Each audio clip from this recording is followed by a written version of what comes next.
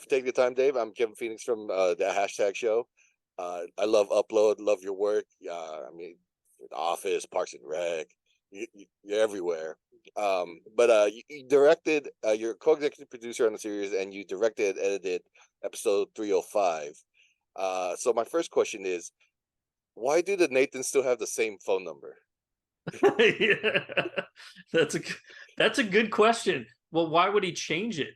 I mean, why would he change the his phone number, right? Well, but how did it get to his new body? That's what kind of like I'm more things like, and then how has it not come up when someone's called them that they both answered so far? Yeah, that's a good question. Well, has anybody I don't know. These are the Greg Daniels has a thing where you can unravel stuff and people can, it's like, well, look, I'm sure that there are reasons for all this. For all I know, uh, Nathan didn't, you know, Nathan Backup, uh, he got a new phone. He didn't have a phone when he materialized. Maybe he lost his phone and oh, I got to get the upgrade for my wrist or whatever, and that was it. And they just gave him the phone there because I we hadn't seen him call anybody or talk to anyone before. So who knows? Maybe that was it. He just got it, Okay. or maybe Luke did something when he called, and He listen, called. even that, you could say it's weird. He calls and then they're talking for a bit, and then it's like a minute later, Nathan Backup pops up, and it's like, "Hello." So did he call? Did maybe that would like he saw it and didn't pick up originally, and then call? I don't know. So we'll have to see. To me, it all worked. It goes by so quick. It works. But that's good. As an editor, I'm always a stickler for continuity. Mhm. So I will ask these questions, but sometimes you do get the answer of like, just move on, just move on. It definitely works. It definitely. I love how you kind of bring the two Nathans together, and you have one who knows what's going on, the other who's completely lost.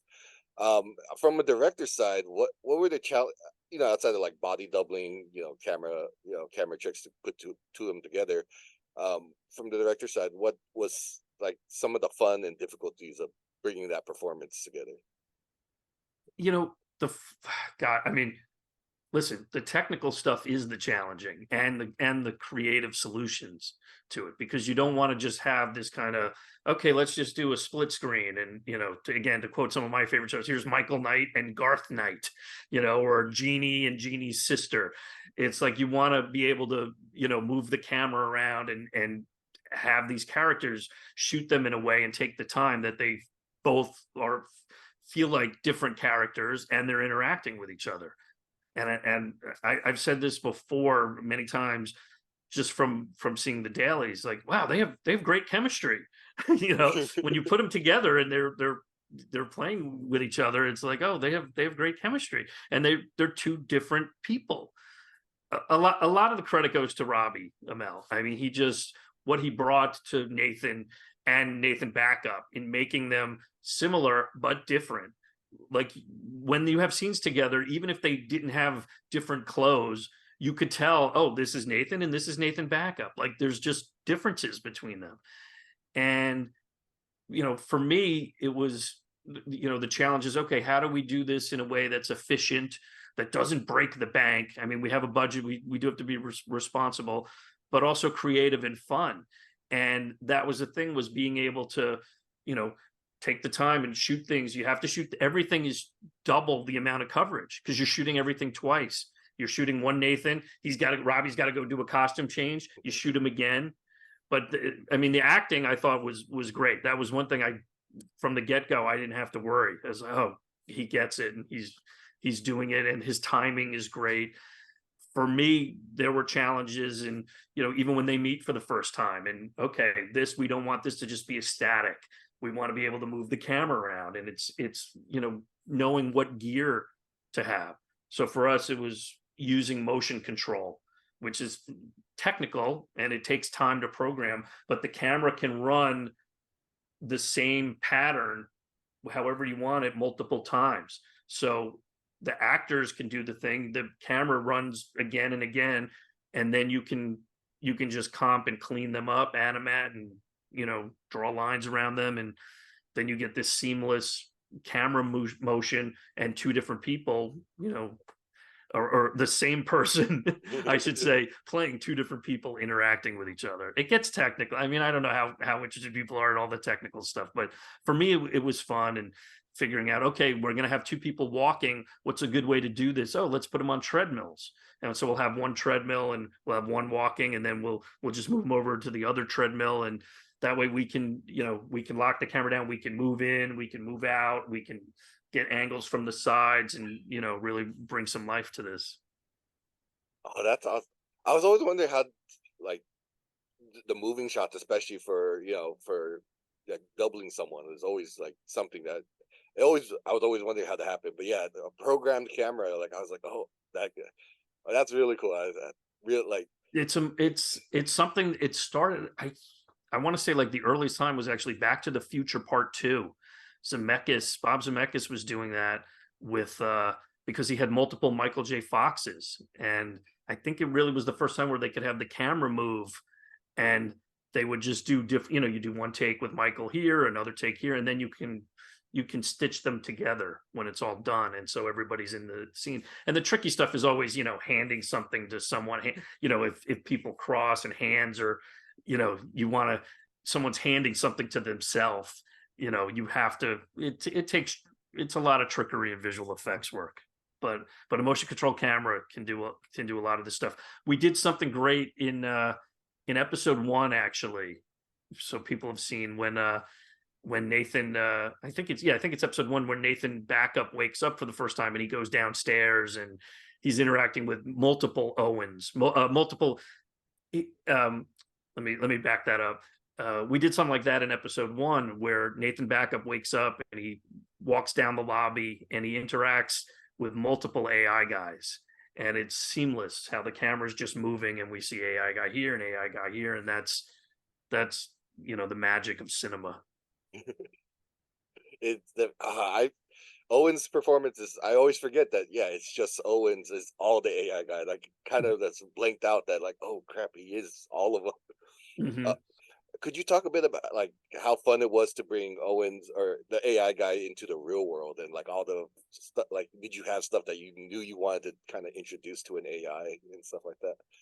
It was super fun having the AI guy outside of Lakeview now, and even outside of the characters that he's familiar with and knows, and into the real world. And how does he experience this and learn?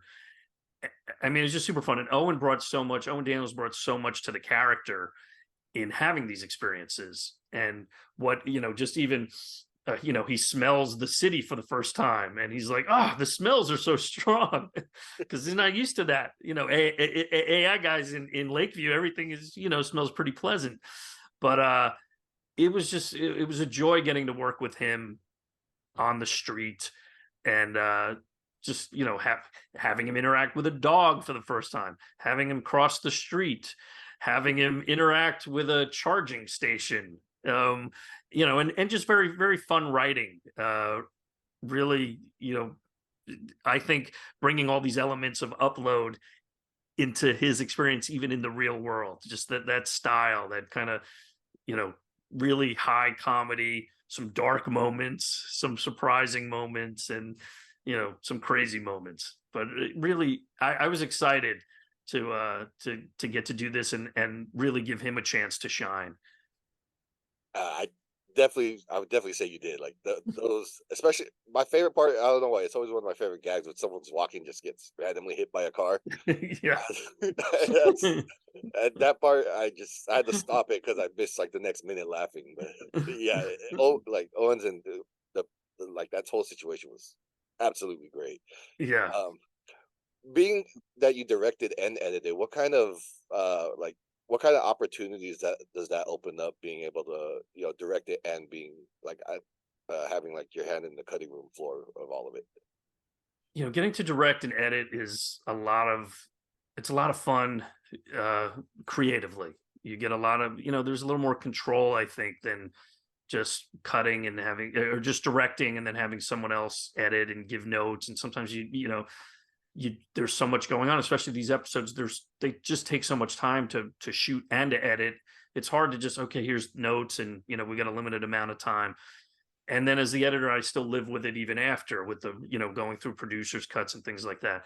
But I always say also, like, getting to edit my own stuff, it's I get to clean up my mistakes. I get to work and, like, all right, and that's part of the fun, honestly, is even, editing anybody's stuff, it's problem solving. And sometimes it's not even fixing a mistake. It's okay, we're changing the script now.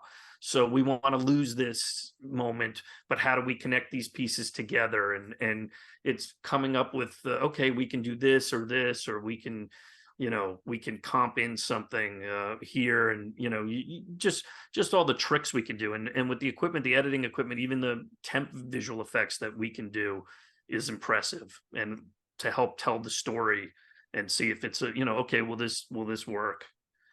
So that's, but yeah, I like being able to pour over stuff and then get someone else to look at it, because you do get too close to it. But I feel like, okay, these are the performances I like. This is the story I'm trying to tell. And then it's funny, I'll make trims because I'll get it. It's like, all right, I built the whole thing as the assembly, even like a director's assembly, and then I go to take some time out. And almost all the time, the things I pull out are the things Greg Daniels puts back in, and then he takes out other things that I thought, no, that would go. But I got to say, most of the time, he's right. Like, and I see why he makes these decisions. So that outside perspective does help, like, kind of, because yeah, you can get too close, but it's also, but I do like how you said, like, you get to clean up your own mistakes, which I do a lot, especially like self writing, even just the videos I shoot. It's like, oh yeah, I remember where I messed up. Let's no one's gonna know about this kind of Yeah, thing. yeah. You can. I mean, it just how, and sometimes like, oh, I missed this angle, or I wish I did. Okay, so what can I do? Can I what can I put together? I mean, it's enjoyable. That's why I continue to edit, and not just to edit my own stuff, but just I enjoy the process. I enjoy being part of a show. I enjoy editing and post, overseeing, things with just the sound mixes and visual effects. But I love directing, getting to be out there and work with the actors and really contribute, pick camera angles and just, work on storytelling from the source. But yeah, editing, it's enjoyable. It's an enjoyable process to me. uh Kind of, because especially this would be my last question, but because you got to direct it, because you got to edit, I believe there's like an art to a good cliffhanger, and a lot of people drop the ball, but I feel, especially with this episode, you nailed it. Like, without giving it away, but Yeah. it like I was fully bought into it. I was like, oh my, like, I really think, like, it happened. What's the secret to giving a good cliffhanger from directing and editing standpoint? I think, you know, listen, it's on the page. The cliffhanger's on the page. So the job of the director and the editor, for that matter, is to, what's the best way to execute this? And for me, I wanted to do something with the shooting style, and it was something where I did previs for. I was like, I this is how I want to reveal this and what we'll see. And it's tricky. It's a tricky thing because in this, I don't know if this is airing before or after, but Mhm. uh, it's a tricky thing because you don't want to, you know, you don't want to give too much away too soon, but you want to make it clear what's going on. And sometimes it's hard with sometimes it's hard just because, okay, well, how do we sell this? How do we know where this person is? And so, you have to figure out a way to do that. I know I'm speaking very, very general terms. I would say, though, overall, the key to a good cliffhanger is it's on the page. You got to have the story. You have to have the story and where it's going. Awesome. If you ever watched Alias, by the way, did you ever watch the TV show Alias? I would, when it was on, I was like, wasn't too cognitive of it. Like, I remember it, but I don't actually remember any details anymore. It was like, If it was you one if of you're those times. curious, go back to like season one. You watch the first few episodes, and it's every episode. At the end, every episode ends, and you're like, "Oh, she's dead. There's no way she's going to get out of this. Like, how is she going to get out of this?" And the next week, there would be a way, and I was always blown away. But every episode, it was like, and this shock, and like it would cut to black, and Okay. you're like, "Oh, she's dead. There's no, that's it. They're going to kill her." And Jennifer Gardner, comes back and they would write a great way. Yeah, okay, that's how she did it. Awesome.